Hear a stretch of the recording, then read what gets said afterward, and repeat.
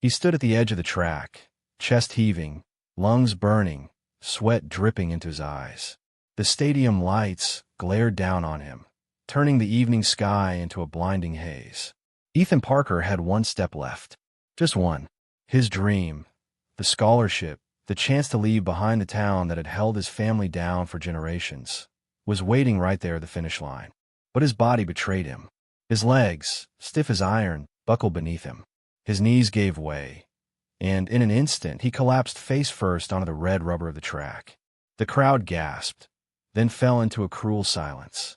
For a heartbeat, the world froze. Then came the whispers, then the laughter. Ethan stretched out his arm, fingers clawing at the ground, desperate to drag himself across. But the race was over. He hadn't made it. That last step, the step that could have changed everything, was lost. Ethan wasn't born into comfort.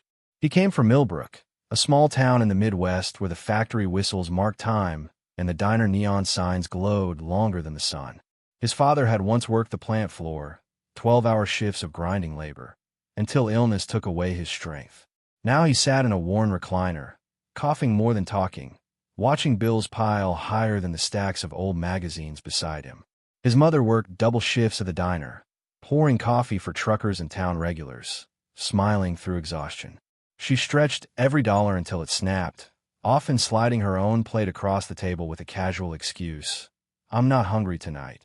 So Ethan and his little sister, Lily, could eat. Ethan did his part.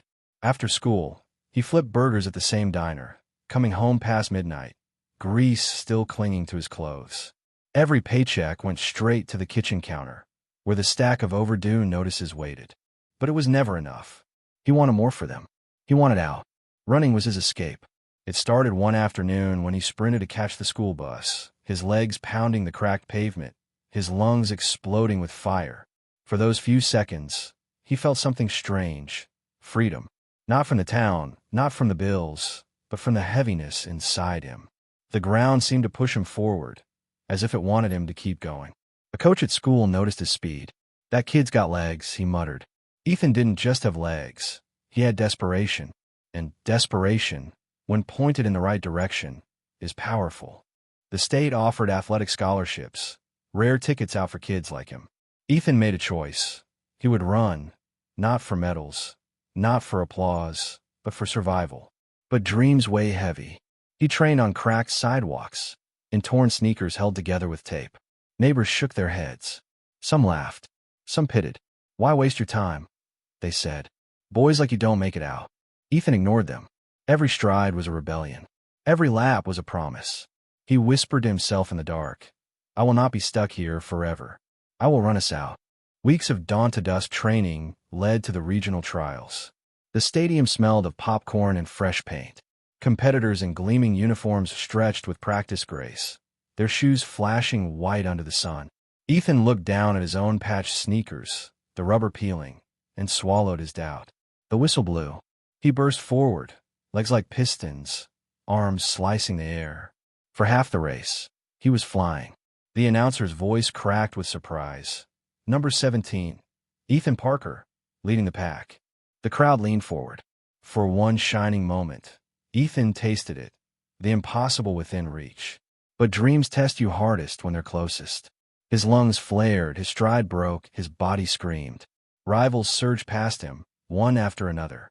He stumbled, vision blurred, and, in the final stretch, his body quit. He crumpled before the line. The laughter cut deeper than the fall. His rival, Brent Walker, slowed just enough to smirk. "Dreams are for kids with money, Parker. Go back to flipping burgers." The words burned worse than the gravel on his skin. That night, the silence at home was suffocating. His father cleared his throat, not meeting his eyes. "Maybe it's time to let this go." His mother stayed quiet, but her face carried worry. Only Lily squeezed his hand beneath the table. Ethan lay awake, the humiliation replaying over and over. He wondered if Brent was right. Maybe kids like him weren't meant for more. Maybe his dream was foolish. But somewhere, beneath the shame, a spark whispered, "Not like this. This can't be the end."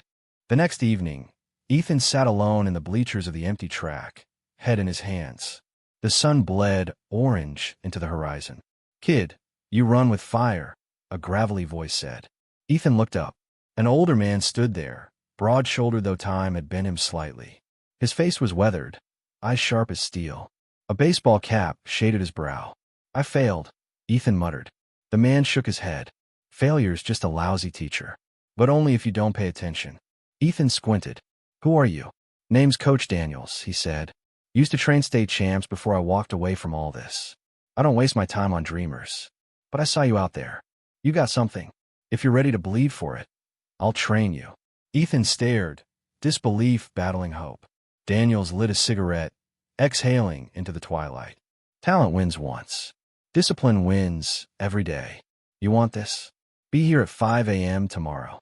For a long moment, Ethan hesitated. Then he nodded. That handshake sealed his pact. Dawn came with Daniel's whistle. Up. On your feet, Parker. Training was brutal. Mile after mile before sunrise. Push-ups until his arms collapsed. Sprints until he threw up. Rain pelted his skin. Wind cut through him. But Daniels never let him quit. Payne's the tuition fee. The coach barked. Pay it or go home. Sometimes Ethan collapsed, gasping, begging for rest. Daniels never softened. If you quit here, you'll quit in life. Get up. And he did. Every time. His family noticed the change. His mother placed bigger portions on his plate, though she ate less. Lily clapped when he stumbled home, soaked and bruised, but smiling faintly. Even his father, though silent, lingered by the window when Ethan returned at night. Daniels wasn't just training his body. He was reshaping his mind. One day, he blindfolded Ethan. Run, he ordered. How? I can't see. That's the point. Stop running with your eyes. Run with belief. Step by shaky step, Ethan ran blind, stumbling, falling, rising again. The lesson burned into his soul. Victory starts in the mind before it ever touches the body. Weeks bled into months. The boy who collapsed became the runner who refused to. But fate wasn't done testing him. On the eve of the state qualifying race, Ethan came home to flashing ambulance lights. His father's illness had worsened. Hospital bills followed like vultures. Son, his father rasped, gripping his hand, forget this race. Take more shifts. We need money. The words gutted him. At dinner, no one spoke. Lily stared at her half-finished homework. His mother moved silently, her eyes red. Ethan stared at the bills stacked high on the table. Finally, his mother broke the silence. She reached across, squeezed his hand. Run, she whispered. Run for all of us. And in that moment, Ethan knew. This wasn't just his dream anymore. It was theirs. The stadium thundered with noise. Runners lined up, muscles gleaming, eyes sharp. Ethan adjusted the borrowed shoes Daniels had scrounged for him. They weren't new, but they felt like armor.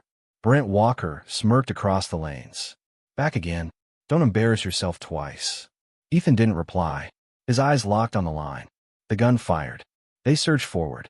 The track vibrated under pounding feet. Ethan paced himself, steady, remembering Daniel's words. Discipline, not desperation. Halfway through, he surged. Gasps erupted as he overtook runner after runner. Then it happened. His foot clipped the edge. He stumbled, knees scraping hard. The crowd gasped. Pain shot through him. For a split second, he almost stayed down.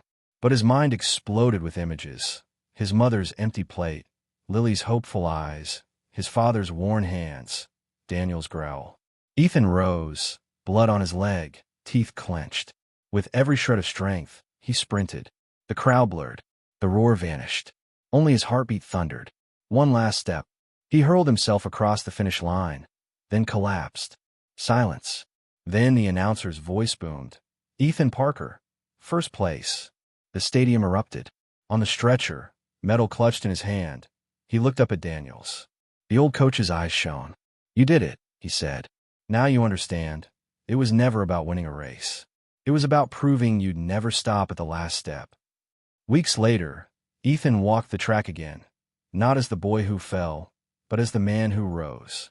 His father was recovering, his mother's smile returned.